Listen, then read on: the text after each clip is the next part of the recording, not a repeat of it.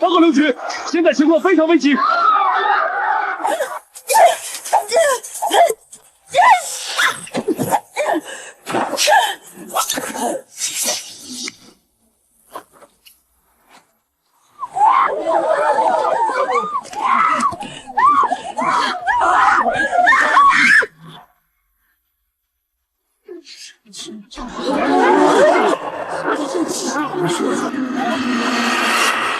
不愧是上面直接调派的顶尖专家，一下就让他冷静了。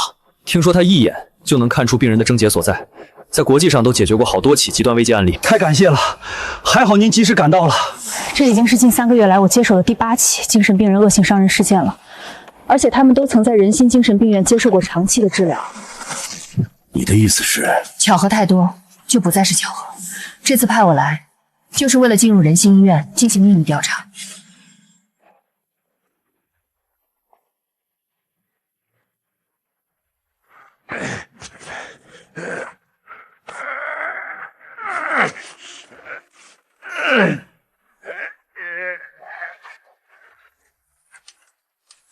不能注射。患者的反应是药物引发的神经性副作用，你的治疗方式只会加剧他的病情。你算哪根葱啊？还敢对陈医生的治疗指手画脚？是啊，陈医生可是院里最年轻的王牌医生，院长跟前的红人。云溪，新来的，有意思。比起那些只会往我办公室送咖啡的，你这套确实新鲜。不过我更欣赏有真才实学的女人。我建议你去心理科挂个号，自恋型人格障碍是病，得治。你一个新来的竟敢这么跟我说话，我倒要问问院长，是谁给你这么大的胆子？陈医生，他是新来的，不懂规矩，您大人有大量，别跟他一般见识。您稍后不是还有重要的发布会吗？千万别耽误了正事。我的确没工夫把时间浪费在无关紧要的人身上。我奉劝某些人，别总想着用这些上不了台面的手段吸引男人注意，太掉价。陈医生您忙，我们先走了。陈峰这个人睚眦不绝，你可千万别再跟他起正面冲突。以前有个护士得罪了他，转头就被他安排去给一个有严重暴力倾向的患者送药，结果被患者划伤了脸，毁容不说，还留下了严重的心理阴影，最后离职了。看来他不仅自恋，手段还龌龊。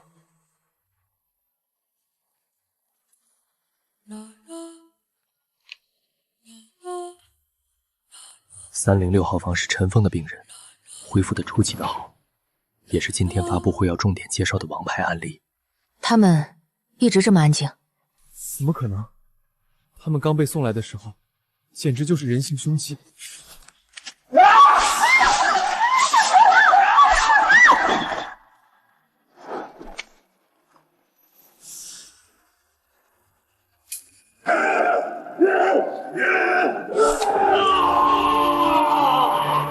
他们发病时攻击性极强，非常危险，所以陈峰能把他们治成这样安静乖巧的样子，院里才把他当宝贝。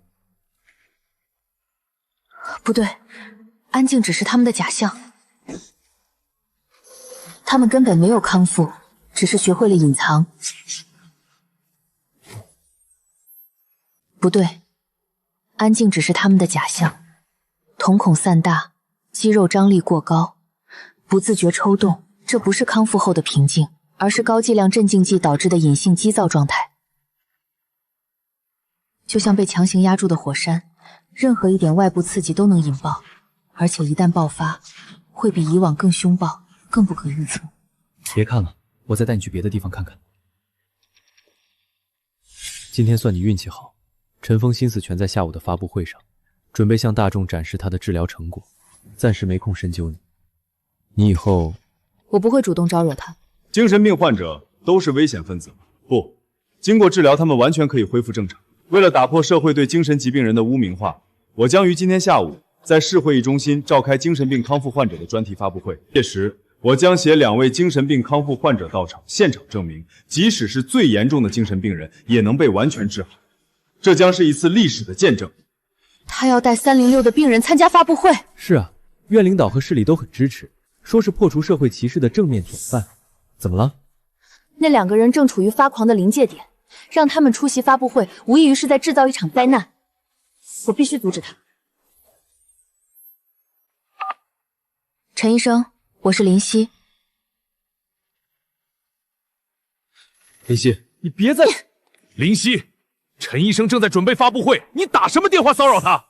孙主任，306的患者并未完全康复，不能带他们去发布会，必须让陈医生重新对他们进行全面评估。那是精神科的事，你一个心理师管得着吗？医院上下有多重视这个发布会，你不知道吗？再敢让他捣乱，你就跟他一起滚蛋！我才提醒过你离陈峰远点，你非要往上撞。不行，我要去阻止他。发布会在海城，等你赶到也来不及了。把你手机借我。你还想打给他？你到底有没有听我说话？我现在没时间跟你解释，晚了要出人命。莫医生，什么事？我是林夕，306的患者绝对不能参加发布会，他们现在的状态非常危险，阴魂不散。陈医生，事关患者安全及医院声誉，请务必沟通。心理科林夕一表，屡次借工作之名骚扰本人，在本人明确拒绝并拉黑后，就用同事手机继续骚扰，如此厚脸皮的行为令人啧舌，望自重。别看了，先离开这儿。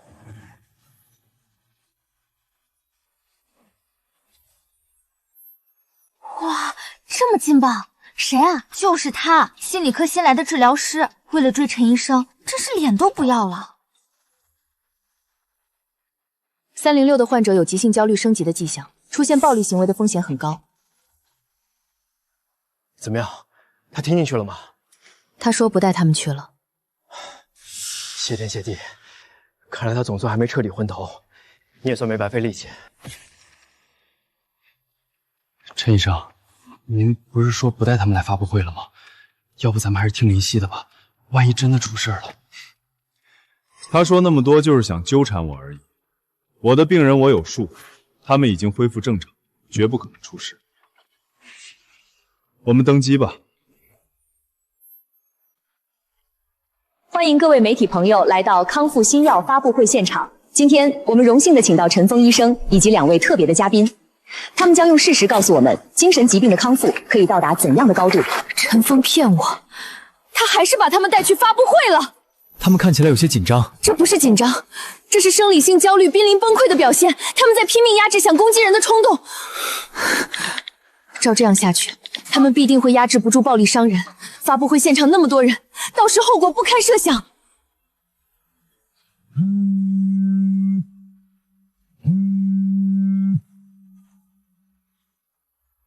又怎么了？患者的攻击冲动已经到达临界点，任何一点外界刺激都会让他们失控。你现在把他们送回医院还来得及。林夕，我承认，你的这些手段已经吸引了我全部的注意。现在有请陈医生和2位康复者上台。但我现在没空跟你拉扯，你就好好看着我是怎么创造奇迹的吧。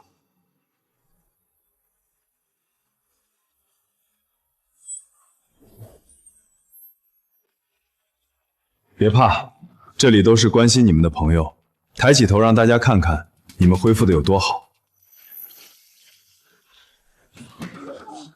大家看，他们还有点紧张和害怕，这太正常了，因为几个月前他们还完全不是这样。这位患有严重的被害妄想症，觉得每个人都想伤害他，他也因此伤害了许多无辜的人，一直活在恐惧和痛苦之中。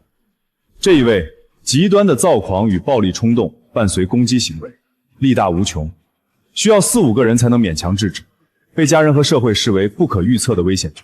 虽然治疗的过程漫长而艰辛，但我们没有放弃，所以他们今天才能站在这里告诉大家，精神病人不是怪物，治好了就是正常人。这才是真正的医者仁心，社会就需要陈医生这样的医者。对啊，对啊。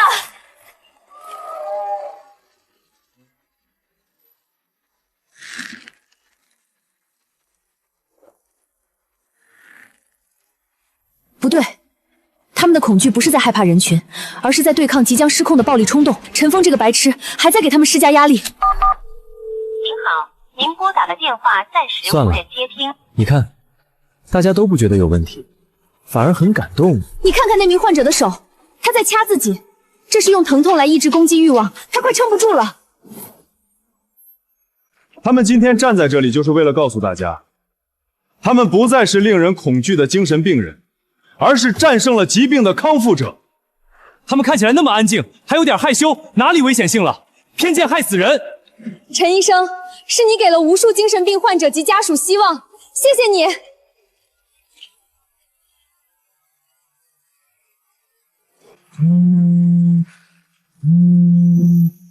大家稍等一下，我的一位同行一直对我的治疗抱有极大疑虑，不如我们听听他怎么说。陈峰，你听我说，那2名患者正处于爆发边缘，随时会发生暴力攻击行为，必须马上将他们带回医院。这人谁啊？他凭什么这么说？他们只是生病了，又不是怪物，凭什么认定他们会伤人？这就是偏见。对，就是因为他这种人戴着有色眼镜看精神病患者，他们才更难融入社会。林医生，你的担忧和恐惧正是源于你对精神疾病康复者根深蒂固的偏见，而这恰恰就是我今天站在这里的原因。我不仅要治疗疾病，更要治疗社会的偏见。为了彻底打破林医生和大家心中残存的疑虑，我将进行一项简单的测试。这位患者曾经因为觉得所有人都想害他，而无差别的攻击身边的人。那么现在，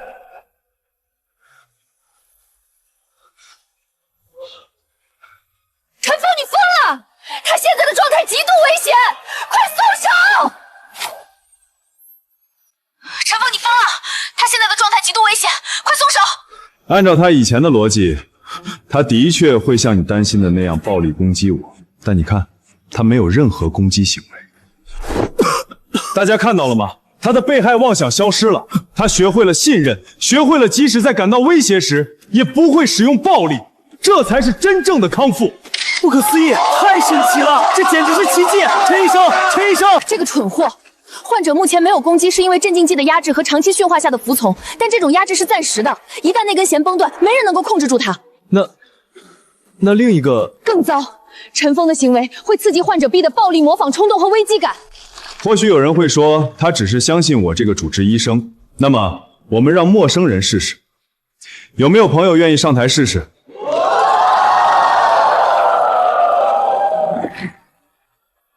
你可以轻轻打他一巴掌，像朋友间开玩笑那样。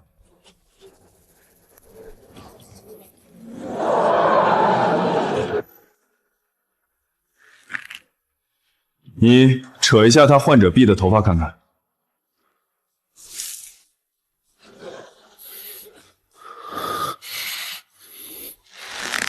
患者明显处于备战姿态，这都是暴力冲动即将突破意志的信号。一旦爆发，首先受到伤害的就是离他们最近的陈峰和那2个观众。那怎么办？林医生，你都看到了吧？还有什么话要说？他们快忍到极限了，任何一点刺激都会让他们发狂，甚至杀人。立刻疏散会场人员，然后将患者带离，这是最后的机会。你说他们会杀人是吧？行，那我就让你好好看看。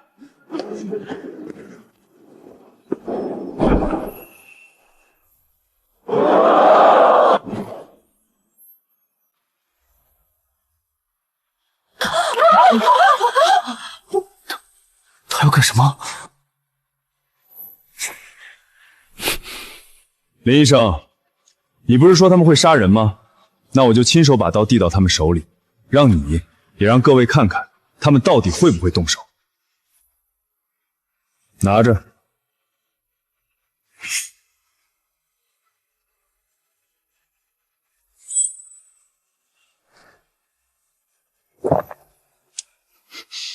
看到了吗？刀已经在他们手里了。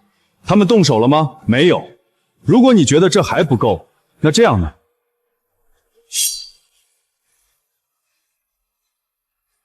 来，把刀架在这儿。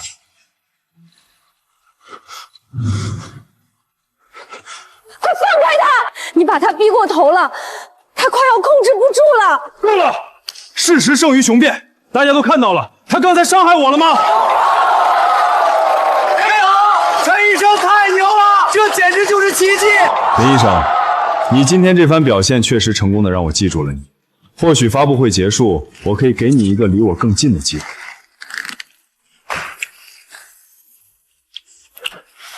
他这不是证明，是在递给他们屠杀的武器。报警，就说有精神病人在公开场合持械，存在伤人风险。快！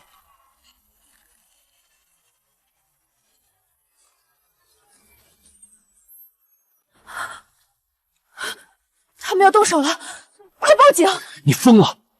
发布会正在进行，市领导、媒体全都在场，现在报警，整个医院的声誉就毁了。再不报警，要出人命！万一只是虚惊一场呢？要不再等？等不了了，你不报我报。喂，110吗？市会议中心发布会现场，下午3点40分，有2名精神病人意图持刀伤人。来不及了，怎么突然黑屏了？信号断了，还是现场出事了？陈峰，现场情况如何？所有人不许动，放下武。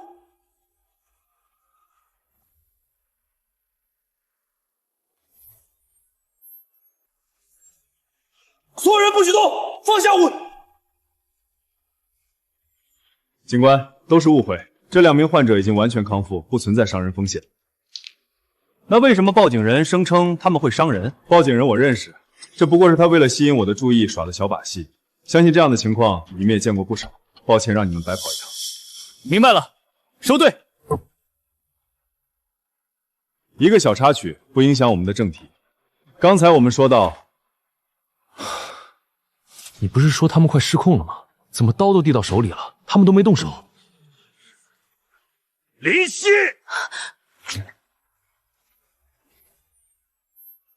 你知不知道这场发布会院方筹备了多久？市领导、各大媒体、全行业专家全都在场，就因为你报警，差点让整个仁心医院在全国人面前蒙羞，还不快把他带走！别在这儿给我丢人现眼！走吧。孙主任，刚才是我的判断失误，我向您保证，接下来我会全力支持发布会。你又想耍什么花招？请让我去现场协助陈医生。林医生，你今天确实成功引荐，我也想给你一个离我更近的机会，但你不该报警，差点毁了我的发布会。不行，再见。听见了，陈峰对你半点意思都没有，你也不照照镜子，看你那副模样，配得上人家吗？这么不要脸的女人，我真是头回见。陈医生都明确拒绝了，还跟狗皮膏药似的往上贴，谁说不是？女人做到他这份上，也太掉价了。算了吧，为了一个男人连自尊都不要了，值得吗？算了，好言难劝该死的鬼。大家都看到了，刀就在他们手里，但他们却没有伤害任何人，这就是完全康复，这就是医学的力量。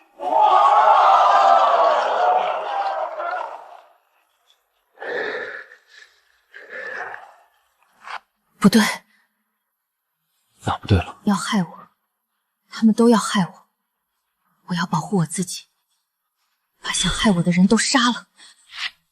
不好，他们要发狂了！小心！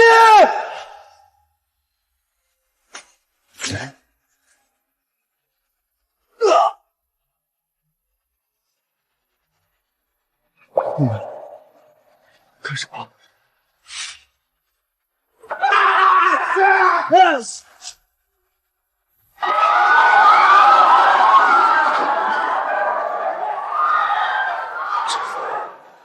怎么会这样？砍人了！谢谢砍人了！陈医生受伤了，流了好多血。怎么会这样？不是说完全康复了吗？不是说万无一失吗？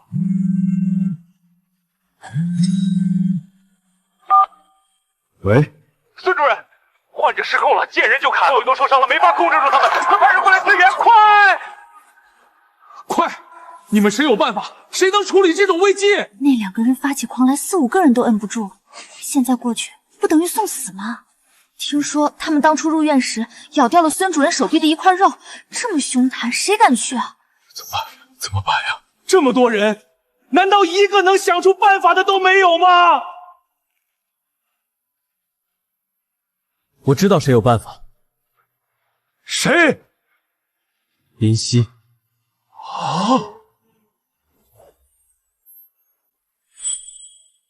那个人就是林夕。他一个新来的心理治疗师，能有什么办法？他来医院的第一天，仅凭一眼就知道306的患者没有完全康复，甚至预料到患者会发狂，这种种迹象表明，他绝不是一个普通的心理治疗师这么简单。为了阻止这场悲剧，他打电话、发短信，甚至报警。你们所有人都以为他在胡闹，认为他在对陈峰死缠烂打。现在呢，究竟谁在胡闹？他一直想阻止这场悲剧发生，但没有人相信他。你早就预料到会出现如今这个局面，你一定有办法的，对吗？我没有办法。行了，他要是真像你说的那么厉害，会在这当个小小心理师？我这就通知院长，请他调派有经验的顶尖专家。院长的电话打不通，那怎么办？现场那么多人受伤，还在直播，医院不仅要承担巨额赔偿，连名声也被毁了。完了，全完了。许医生回来了。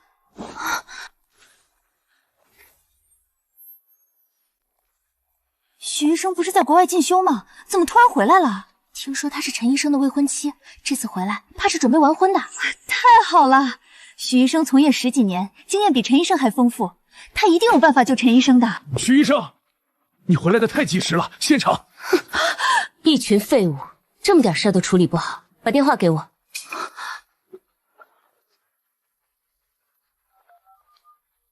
孙主任，人到了吗？我这边。陈峰，是我。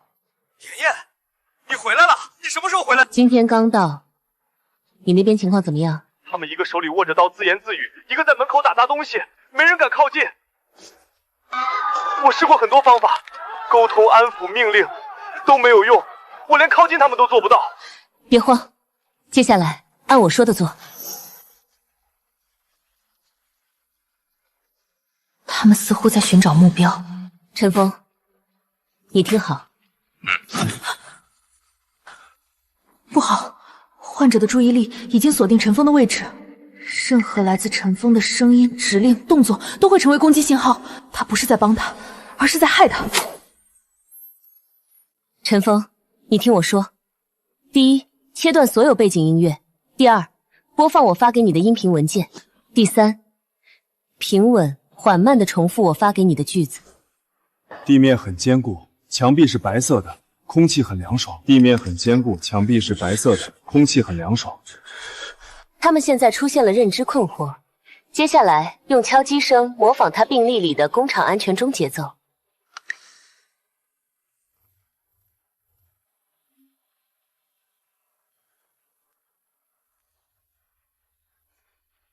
有效果了！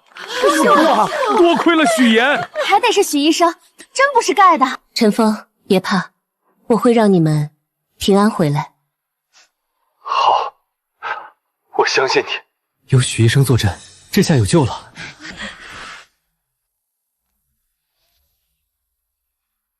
你们高兴得太早了，患者只是被暂时压制，最多3分钟，他们会再次爆发，而且会比之前更加凶残。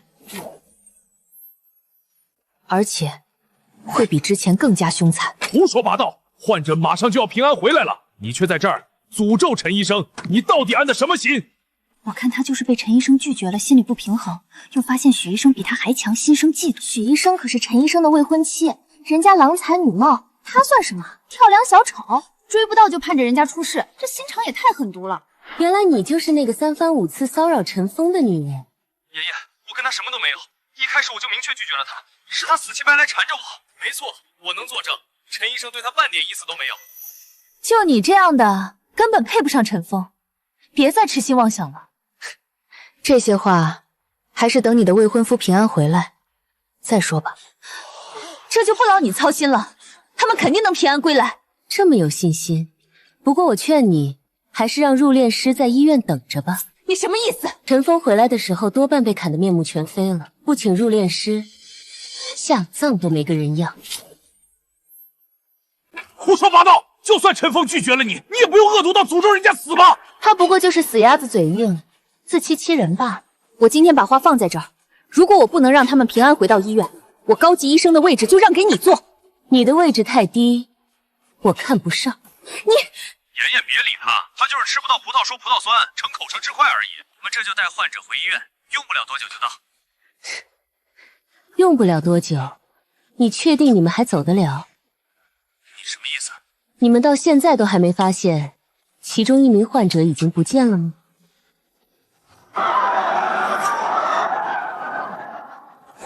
有点想跑，他们都要害我，不能让他们走，想把他们都杀掉！快拦住他！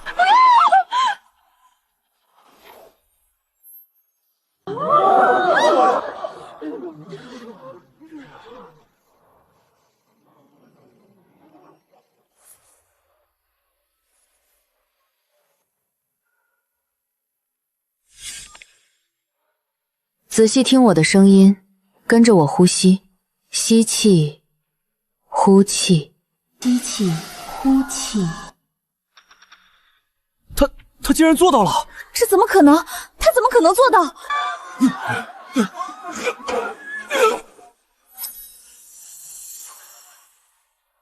骗我！他在骗我！别想跑，杀了他！都别动！风从东边来，雨从西边落。南边的山上有座庙，北边的河里没有桥。庙里有个老和尚，他数了100颗珠子，一颗给昨天，一颗给今天，一颗给明天。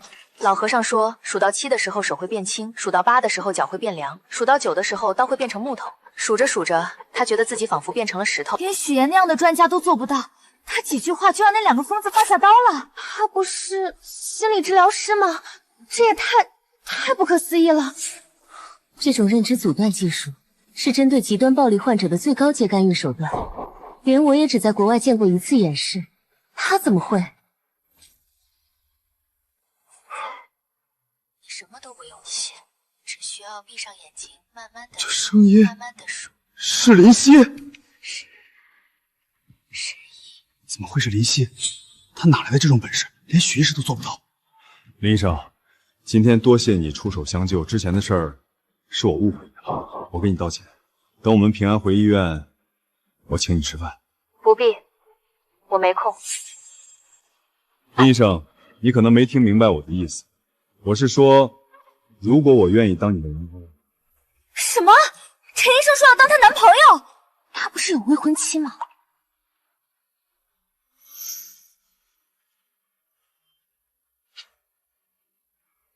陈医生，你这是在跟我表白吗？陈医生，你这是在跟我表白吗？陈医生，那2个疯子随时可能再发狂，现在咱们的命还攥在他手里，先顺着他说。你可以这么理解。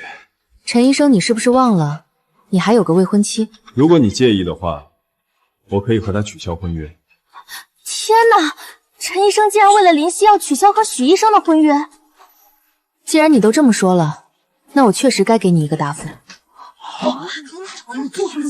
就你这样的男人，给我提鞋都不配。没想到被无数女人追捧的陈医生，也有被人拒绝的一天。林夕，你竟敢拒绝我！拒绝你怎么了？很稀奇吗？多少女人想得到我的青睐，我连个眼神都没给过。你再忍忍，我们现在还得指望他。你平安回去，再慢慢收拾他。林夕，你给我等着。1、52。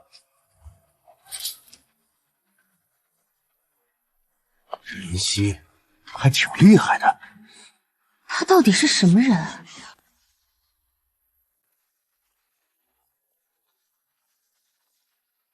观众朋友们，我现在就在仁心医院。昨天震惊全城的发布会精神病人伤人事件中，一位神秘的心理治疗师仅凭声音就让狂躁患者放下刀具。今天就让我们去采访一下，他究竟是怎么做到的？您就是那位心理治疗师吧？请问您是怎么做到的？仅凭几句话就让狂躁病人乖乖听话，这简直是奇迹！能分享一下您的治疗原理吗？大家别被这个女人骗了！陈医生，您这话是什么意思？难道其中另有隐情？我怀疑昨天精神病人发狂就是他一手造成的。陈峰，你胡说什么？如果不是林夕，你们昨天根本不可能活着回来。精神病人发狂跟他有什么关系？怎么没关系？陈医生治疗这些患者多年，一直恢复良好，从未出过任何问题。尤其是发狂的那2名患者，更是典型的康复案例。出院前经过全面评估，状态完全正常。患者之所以会发狂，就是因为林夕刺激到了他，他就是让患者发狂的始作俑者。陈医生，你胡说八道的本事比你的医术高明多了。陈医生，您说林医生刺激了患者，有什么依据吗？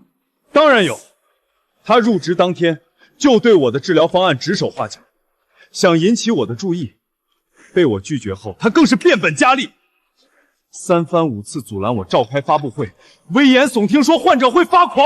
见我不听他的，他就暗中刺激患者，让患者在发布会上发狂，以此证明他是对的，就能引起我的注意。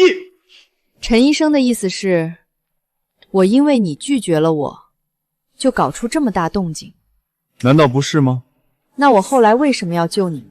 因为你发现事情闹大了，你想用这种方式博取陈医生的欢心，可惜我们早就看穿了你的把戏。林医生，感情这种事强求不来的。虽然我拒绝了你的追求，但你也不能用这么极端的方式引起我的注意啊。说完了。啊？那好，该我了。我想说的都在这个视频里了。林医生，今天多谢你出手相救。等我们平安回医院，我请你吃饭。不必，我没空。如果我愿意当你的男朋友呢？你这是在跟我表白？林医生，你可以理解为我对你已经产生了一些好感。陈医生是不是忘了你有未婚妻？如果你介意的话，我可以和他取消婚约。既然陈医生都这么说了，那我确实该给你一个答复。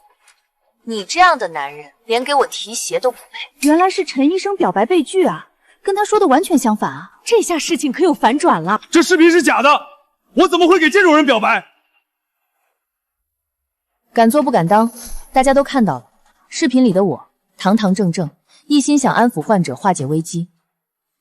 入职当天，我就看出他有自恋型人格障碍，建议他治疗。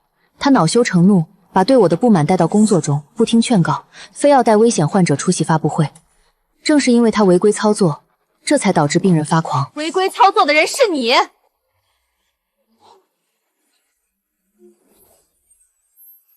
违规操作的是你。他都要跟你取消婚约了，你还这么护着他？妍妍，我那只是权宜之计，为了稳住他，我怎么可能会跟你取消婚约？我明白，你伤得严重吗？让我看看。一点小伤，不碍事。你们俩还真是烂锅配烂盖，般配得很。站住！你作为一名心理治疗师，擅自治疗精神病人，已经触犯了非法行医罪，这罪名足以让你把牢底坐穿。许医生，请你搞清楚，昨天那种情况，我作为一名心理治疗师，如果不是逼不得已，我会出手吗？我会出手，还不是因为你们太废物了。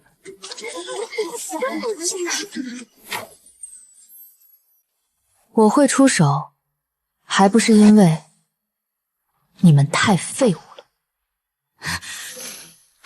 一码归一码，我承认你救了会场的人，但你是心理师，并没有医师执业证，没有医师执业资格却违规治疗，这是不争的事实。于理于法，你都应该受到法律的制裁。徐医生，法律不外乎人情嘛，要不是有林夕出手帮忙，那将是一场巨大的灾难。孙主任，你居然还敢帮着他说话？难不成他违规治疗，还有你的授意？不是，我就是说，你要是再敢说话，我就去告诉院长，你们上下勾结，无视精神健康法和心理治疗规范，让你们全部卷铺盖走人。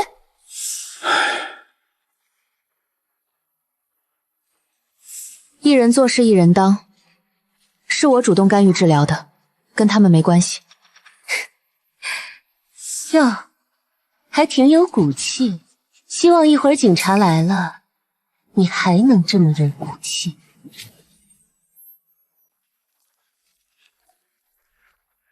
你们谁报的警？是我，警官，我要举报这个人没有医师执业资格，擅自干预精神病人的治疗，请你们以非法行医罪将他逮捕。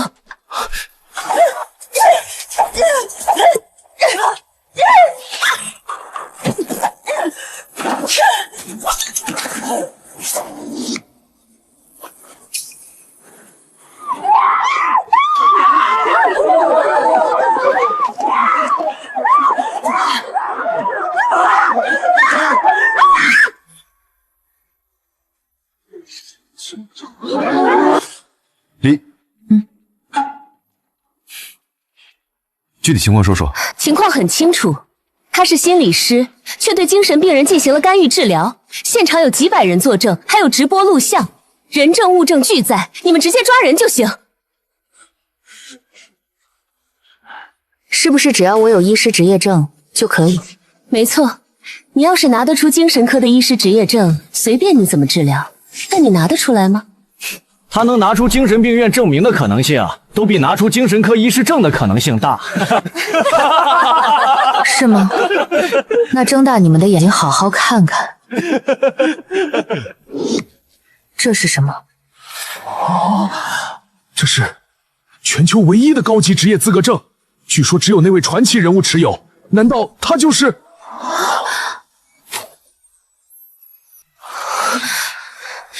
假的，这绝对是假的！你一个普通心理治疗师，怎么可能有全球唯一的高级医师资格证？这根本不可能！没错，这种东西我们见都没见过，肯定是他自己伪造的。警察同志，这人不仅伪造医师证，还违规干预治疗，罔顾无辜者的生命，这种人一定要严惩。你们闹够了没有？你们要看医师证，林医生也配合你们拿出了证件。误会说清了，没别的事儿，我们就先走了。我们走。等等，你们不能就这么走了。他不仅非法行医，现在还伪造证件，你们不管吗？你有什么证据证明证件是伪造的？等你们拿出证据证明这证件是伪造的，再来报警。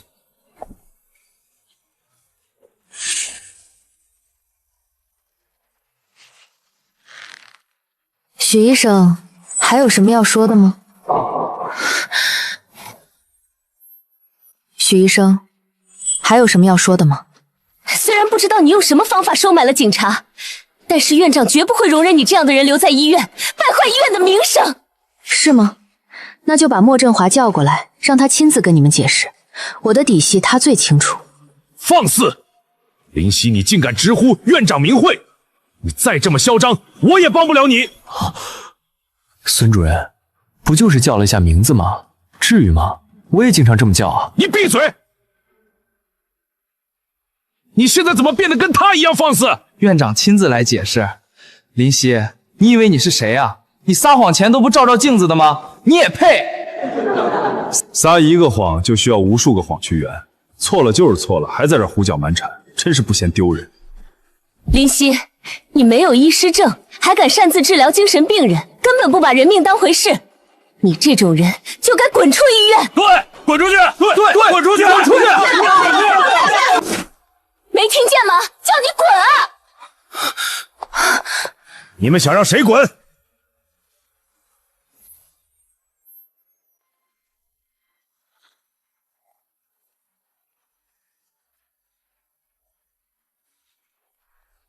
院长，您来的正好。他作为一名心理师，没有行医资格，却擅自治疗精神病人，严重违规违法，必须开除。好，你被开除了。听见了吗？你被开除了，还不快滚！被开除是你，许岩。为什么开除我？明明是他。许岩，你好歹是留学归来的高级医师，却刚愎自用，不听任何人劝告，做出错误决策，导致患者情况恶化，临阵退缩，毫无担当。你没有做到一个医生该承担的责任，更没有做到一个优秀医生该有的榜样，情况恶劣，立即开除。院长，当时情况紧急，99%的人都不可能第一时间做出反应，求您再给许岩一次机会。还有你和赵宇玩忽职守，不听劝诫，一意孤行带危险患者出席发布会，导致患者在公共场合发狂伤人，险些造成巨大事故，一并开除。许岩、陈峰、赵宇，你们3人险些造成巨大医疗事故，一并开除。不能开除他们。林夕这是在帮他们说话。他们刚才还在污蔑你，要告你，甚至要打你，你还替他们求情，你怎么想的？经过这次事件，我怀疑陈峰跟之前发生的多起精神病人恶性伤人事件脱不了干系。要是把人开除了，我还怎么调查？院长，虽然陈医生他们这次有失误，但初衷是为了证明精神疾病患者康复的可能性。况且留下他们，更有利于后续的整改。既然林医生为你们求情，那就取消你们的平庸资格，扣除全年奖金，以示惩戒。全年奖金？怎么有意见？没有，谢谢院长。谢谢林医生。林医生，这次你帮我们医院解决了这么大的危机，救了那么多条人命。作为院长，我想给你一个小奖励。什么奖励？把我儿子送给你，随你差遣，怎么样？这算哪门子的奖励？什么？院长要把儿子送给林夕差遣？林夕这是走的什么狗屎运啊？院长的儿子长什么样啊？在咱们医院吗？我怎么从来没见过？院长，不用。爸，你就这么把你儿子随便送人？我不要面子的吗？莫非竟然是院长的儿子？天哪！他来医院这么久，从来没人知道。他是你儿子？这个不孝子，我想让他接我的帮，他非不干，说什么要从基层做起。我还不知道他就是想偷懒。没想到，莫非居然是院长的儿子？要是早知道，谁还去追陈峰啊？追莫非多好。完了！我之前还对他呼来喝去，这下彻底完了。怎么样，林医生，愿不愿意替我管教管教这个不孝子？爸，您怎么不问问我的意见？你的意见不重要。不是我。好，那我就收下了，留着给我打打下手也不错。啊？好，就这么定了。难怪院长这么偏袒林夕，搞半天，原来林夕跟他儿子有一腿啊！这是在护着他的未来儿媳呢。就算傍上院长的儿子又怎么样？不过是我拒绝过的一个舔狗罢了。你们2个来我办公室一趟，有事商量。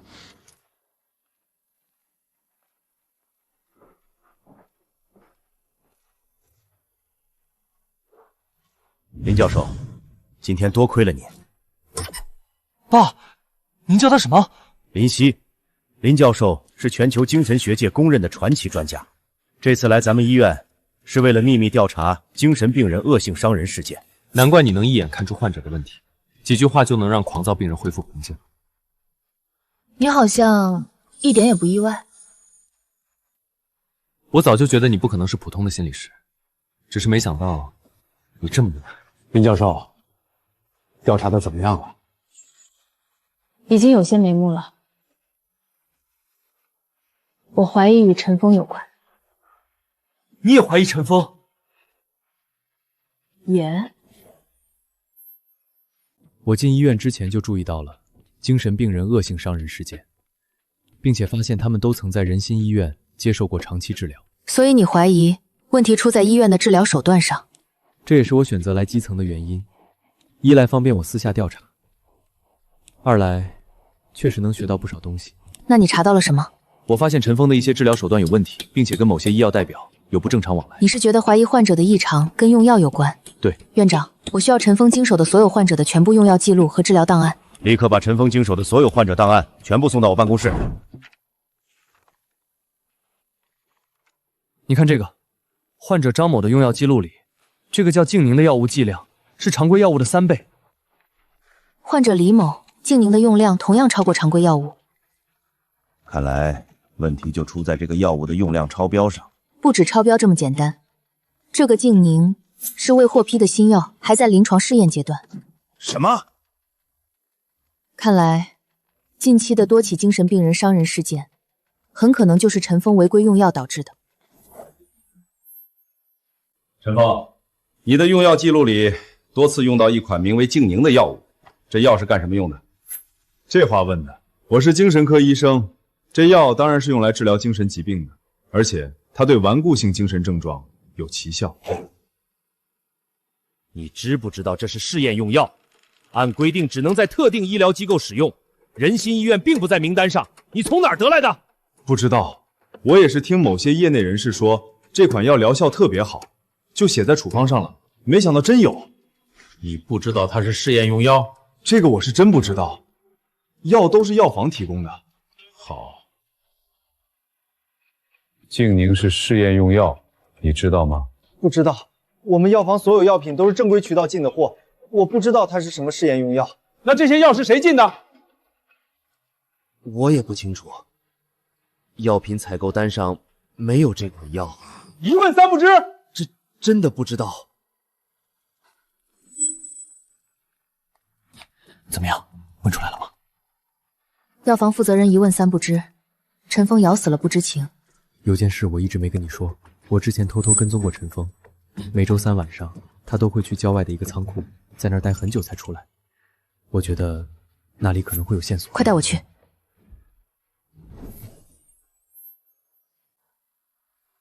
就是那里，我们可以从后门翻进去。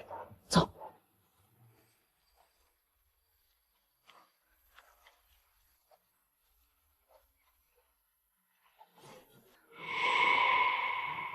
这么多药，这是某家医药公司的仓库。看看都是什么药。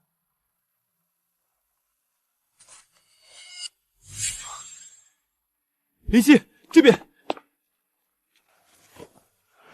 全都是静宁，这里至少有上千箱，足够让几百个患者用上几年了。陈峰治疗的奇效就是这么来的。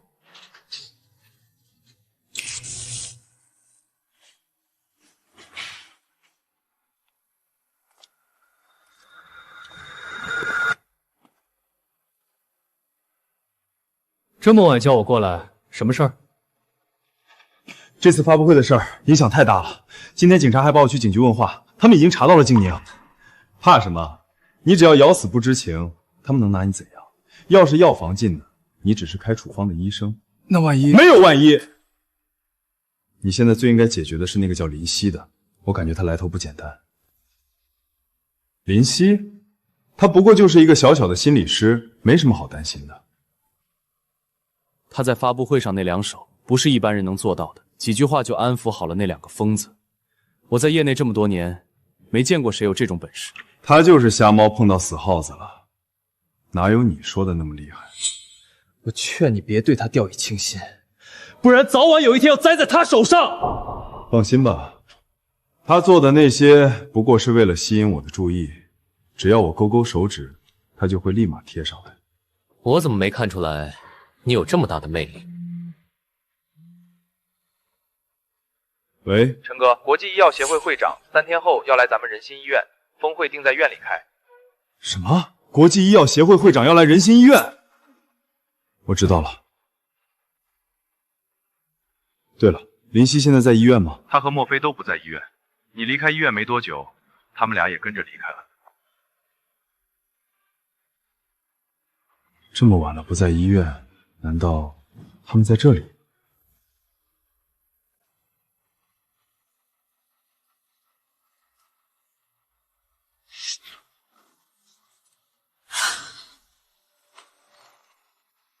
那边，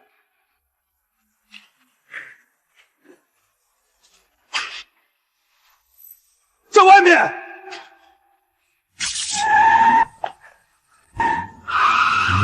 妈的！别追了，追不上。看清是谁了吗？看背影，有点像林夕和莫非。又是那个林夕。今天这个会议是关于近期发生的。院长，我有话说。我举报陈峰医生违规使用试验用药。林医生，说话要讲证据。这种药物尚未获批上市，但你经手的多名患者都在使用，并且他们都出现了康复后突然发狂、伤人的异常行为。证据呢？这次发布会的事影响太大了，今天警察还把我去警局问话，他们已经查到了静宁。怕什么？你只要咬死不知情，他们能拿你怎样？要是药房进的，你只是开处方的医生。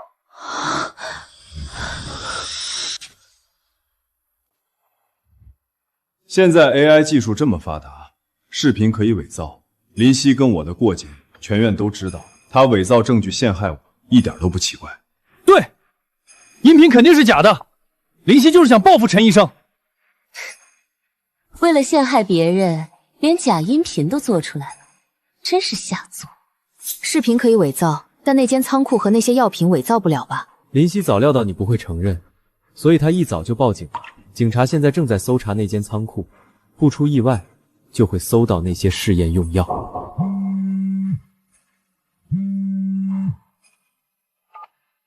刘局，我带人搜查了那间仓库，里面什么都没有。什么？怎么会这样？林医生，诬告可是要负法律责任的。不过看在之前你替我求情的份上，这次我就不跟你计较了。自取其辱。散会。林夕，是我大意了。昨晚打草惊蛇，他们连夜转移了药物，现在陈峰已经有所准备，再想从他身上突破很难。那怎么办？还有一个突破口。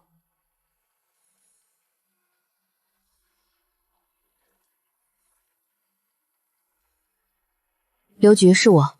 陈峰这边线索断了，但还可以从另一个人身上寻找突破口。你说，辉泰医药的销售经理李成，陈峰就是从他手上拿的药。只要找到他非法贩卖试验用药的证据，人赃并获，我不信他不会供出陈峰。好，我马上派人24小时跟踪这个李成，一有进展立马通知你。这次我不会再让他逃脱。陈医生，别想那个林夕了，来，喝酒。谁想他了？对了，你上次打电话跟我说，国际医药协会会长要来仁心医院，是怎么回事？只知道他们3天后要举办行业峰会，把地点定在了仁心医院，其他的我就不清楚了。我有朋友的内部消息，据说会长这次来就是为了筛选优秀医师加入他们协会。加入国际医药协会，身价翻倍不说，以后走到哪儿都有医院抢着要。可惜啊，想进去比登天还难，而且咱们连峰会都参加不了。谁说我们去不了？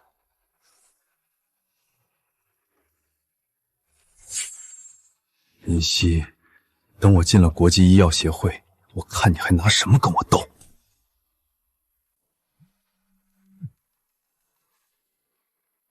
会长，这么晚了，您怎么想起给我打电话？嘿呀，小林啊，没打扰你休息吧？您打都打了，现在才问，有点晚了吧？你还是这么直来直去。行了，说正事。3天后我要召开行业峰会，地点就定在仁心医院。我刚好就在仁心医院。那太好了，我打算筛选一批优秀医生加入咱们协会，正想让你这个副会长把关，你在那儿就更方便了。会长，我最近真的很忙，没……知道，我们已经筛查过一轮了，只有拿到邀请函的人才能参会，不会让你太辛苦的。会长，行了，就这么定了。候选人资料我已经发你邮箱了，峰会那天你去帮我长眼。这不容拒绝的作风还真是一如既往。陈峰，还真是冤家路窄。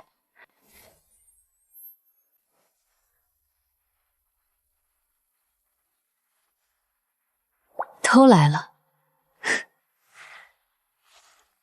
这下事情变得好玩了。终于等到这一天了，等进了国际医药协会，我就是身价最高的精神科医师。别高兴太早，今天都要好好表现，别掉链子。听说今天的最终筛选是由协会的副会长亲自评估。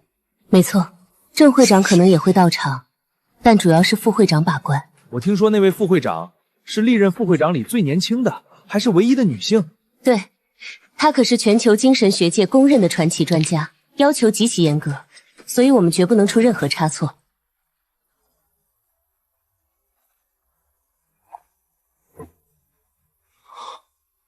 林夕，你怎么会在这儿？我当然是来参加峰会的。参加峰会？你知道今天峰会的目的吗？是筛选优秀医师加入国际医药协会，不是什么阿猫阿狗都能来的。你该不会以为这种场合也是你能凑热闹的吧？你还真是阴魂不散，怎么追我都追到这儿来了？谁说我是来备选的？那你来干什么？我是来选人的，看看某些人有没有资格加入协会。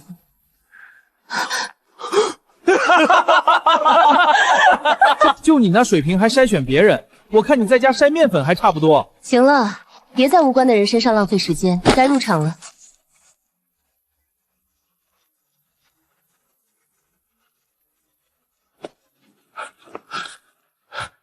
副会长，实在抱歉，没想到那3名候选手竟然敢对您不敬，我马上让人取消他们的资格。不用，取消了，我还怎么玩？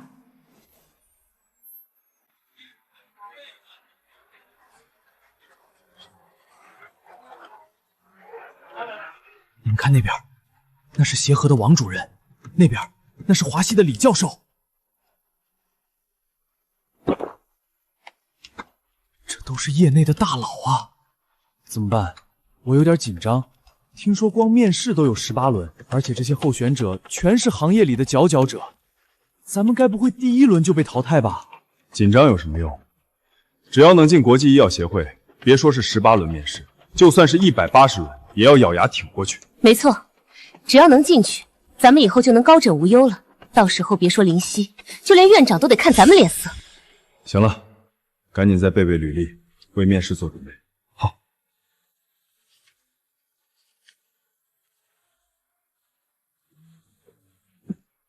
请问3位是陈峰医生、许岩医生、赵宇医生吗？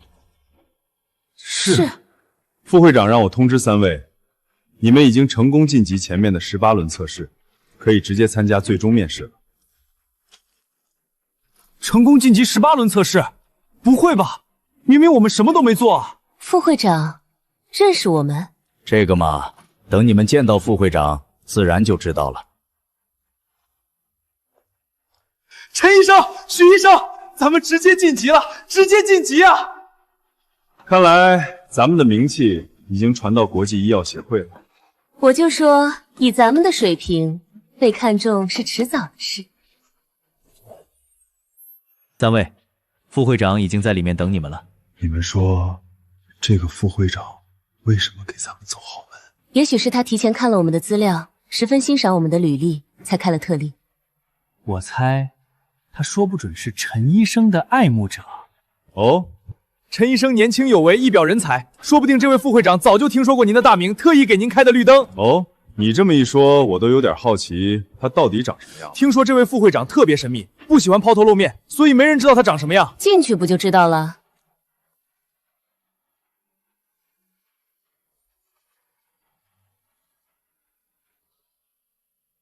副会长好。副会长，非常感谢您给我们直接晋级的机会，我们一定会什么？怎么是你？啊！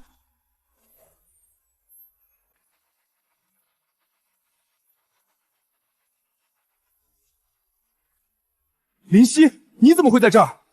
这是终极面试的房间，你来这儿干什么？我知道了，你是来打扫卫生的吧？拖把在那边，赶紧去，别在这儿碍眼。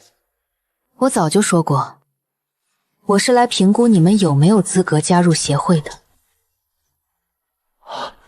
你该不会是想说，你就是给我们终极考试的副会长？恭喜你，猜对了。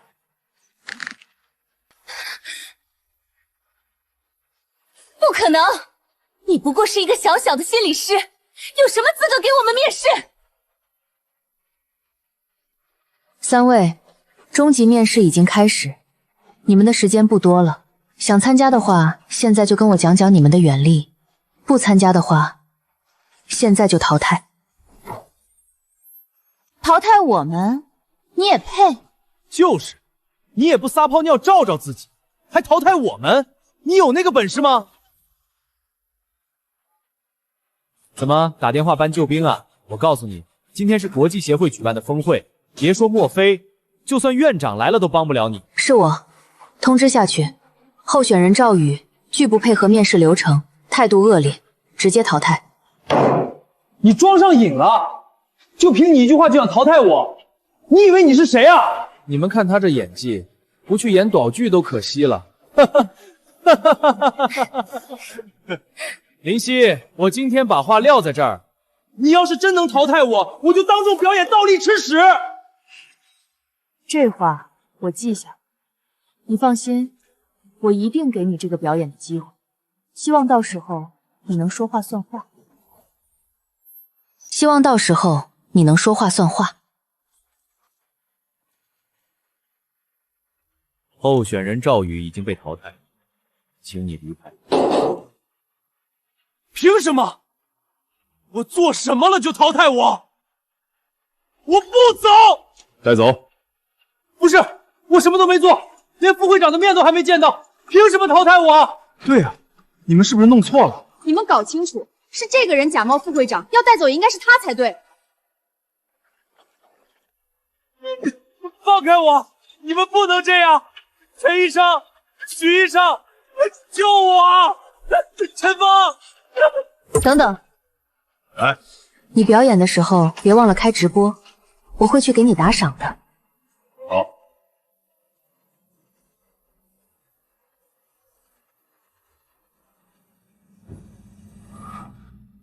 你到底是怎么做到？我说了，我今天来就是给你们面试的，看你们有没有资格加入国际医药协会。你少在这装神弄鬼，还是不信？胆敢假冒国际医药协会的副会长，在峰会上招摇撞骗！我劝你在被人发现之前赶紧滚出去，否则到时候丢人的可是你自己！他刚才一句话就把赵宇带走了，万一他真是副会长，咱们最好还是先别惹他了，等面试结束再说。考虑好了吗？还要不要继续？继续。我们继续面试。好，不过在开始之前，还有一件事没有解决。什么事儿？什么事没解决？你还记不记得在会场门口，你撞了我一下？我要你跪下，给我道歉。你说什么？跪下，道歉。你算个什么东西，也配让我给你下跪道歉？我告诉你，下辈子都不可能。好，是我，候选人许岩，态度不端正，公然侮辱面试官，淘汰。你也上瘾了是吧？爷爷，别说了。怕什么？我就不信他还能真把我疼。许医师，你已经被淘汰，请你离开。什么？凭什么淘汰我？你们为什么那么听他的话？他到底是谁？再见。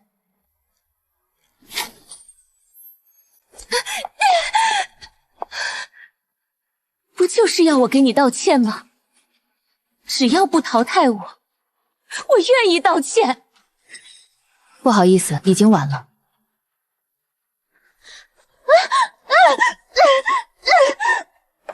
就剩你了，有什么要说的吗？林夕，你假冒副会长就是为了羞辱我、报复我之前拒绝你，对不对？看来我之前说的话，他们是一句也没听进去。你说话呀！你敢做不敢当？说完了。什么？通知下去，候选人陈峰自以为是，面试态度恶劣，淘汰。你可以走了。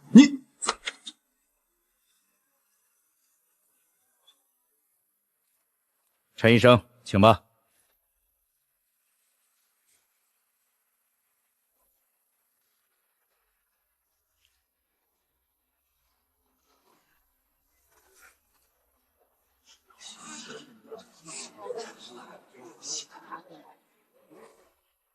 陈医生，怎么你也被林夕淘汰了？淘汰个屁！林夕就是为了报复我之前拒绝他，所以假冒副会长，故意羞辱我。我就说嘛，他一个心理师，怎么可能是国际医药协会的副会长？我们必须当众揭穿他，省得他继续招摇撞骗。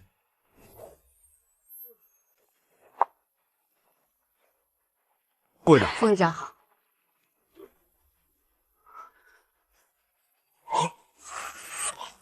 林夕副会长，大家别被他骗了，他根本不是副会长。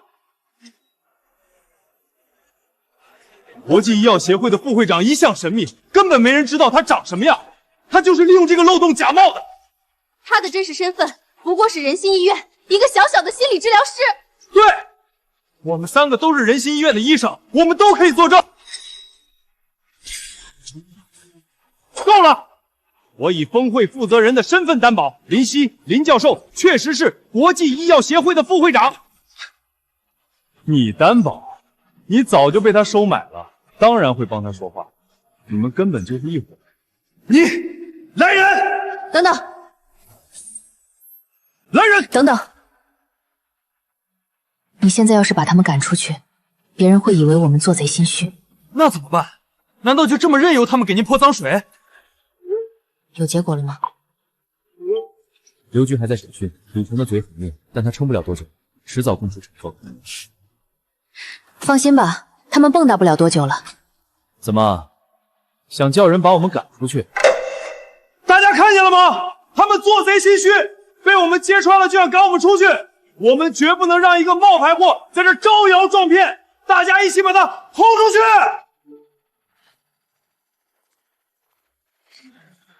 我看谁敢！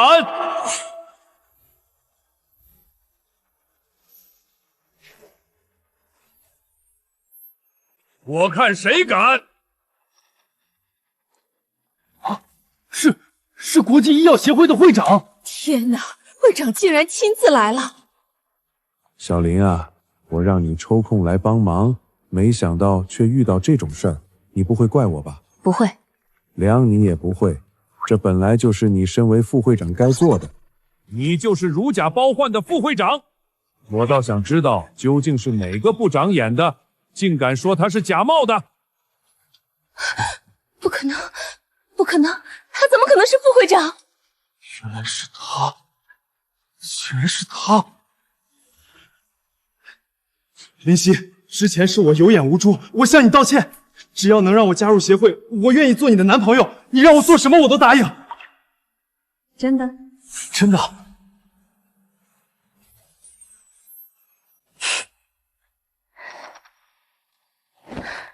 可惜我对你从来没有兴趣。我不信，你做了那么多，不就是想吸引我的注意吗？我刚才说的都是真心的，我愿意。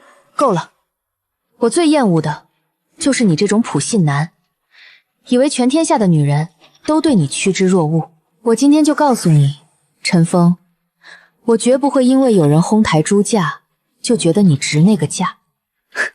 别太把自己当回事。我知道错了，我以后再也不敢自以为是了。你再给我一次机会。晚了。搞定了，李成援招了。陈峰，你涉嫌违规使用试验用药，收受医药代表贿赂，造成多起精神病人发狂伤人的医疗事故，现在依法对你进行逮捕。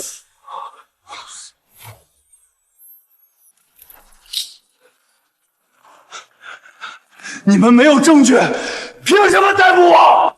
别做无用的挣扎了，李成已经全招了，你们的交易记录、转账凭证，证据一样不少。不不可能！带走！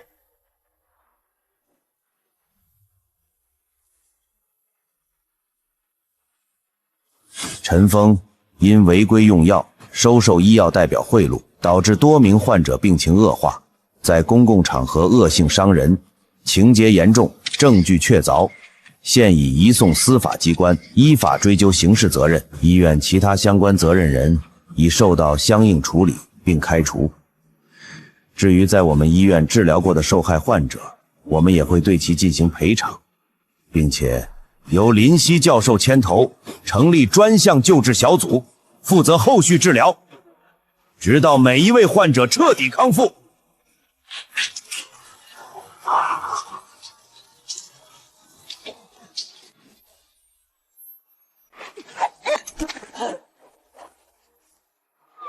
如果不是林夕，你们昨天根本不可能活着回来。你们为什么那么听他的话？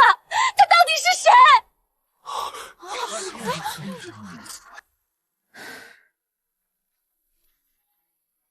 要走了？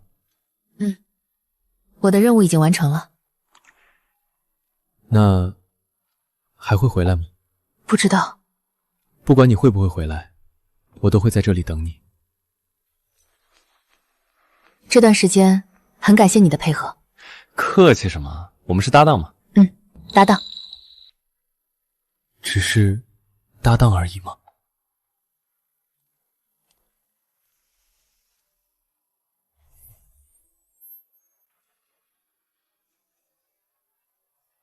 下面有请国际医学协会会长颁发本届全球医学人道主义奖。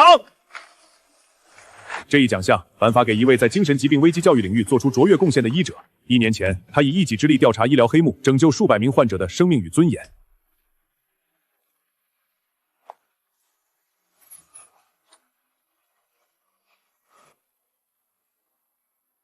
谢谢大家。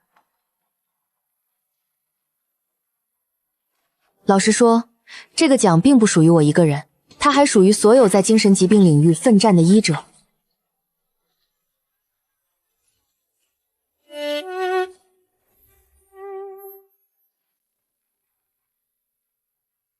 这次回来还走吗？那得看你的表现。什么表现？我听说你当院长这一年，把仁心医院精神科带成了全国标杆。那都是大家共同努力的结果。你有没有兴趣跟我一起做点更大的事？什么事儿？我刚接了一个任务，调查跨国医疗黑幕。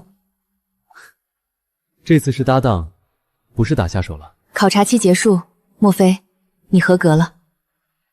搭档。搭档。